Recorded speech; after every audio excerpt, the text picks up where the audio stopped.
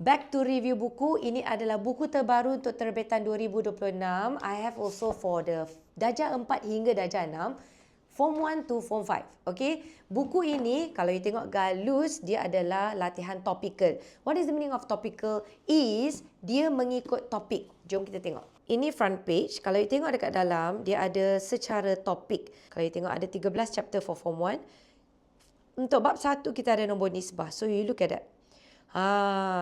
Dia punya soalan dia memang dia senang-senang. To be honest, it's very easy. Dia ada guide lagi. Dia memang sesuai untuk pelajar yang lemah dalam matematik because dia boleh belajar secara slow and steady. And of course, dia ada jawapan juga diberi di belakang. The only thing is, dia punya jawapan dia akan bagi C, D tapi tak ada jalan kerja. The only thing is that dia tak bagi jalan kerja tapi dia bagi jawapan dia macam ni.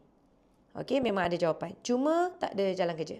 Also, Cikgu Debbie sedar juga dalam buku ini dia punya color-color dia memang color-colorful tau.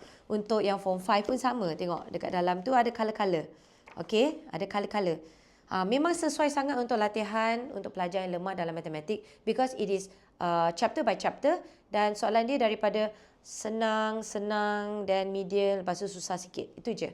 Lepas tu ada jawapan. Jawapan dia only thing is dia tak ada jawapan step by step.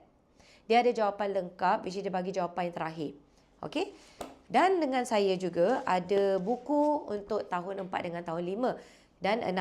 Soalan dia semua is good to do latihan secara topik. So kalau anda sedang mencari buku yang bagus untuk buat latihan secara topik 1, topik 2, topik 3 nak buat slow and steady, boleh beli di beg kuning ini. Okey. So kita tengok. Ni punya soalan dia memang ada guide. Dia ada guide contoh, dia ada dia punya soalan. So look at the soalan dia daripada senang macam senang lepas tu dia akan slowly naik naik jadi susah sikit. Tak adalah susah sangat.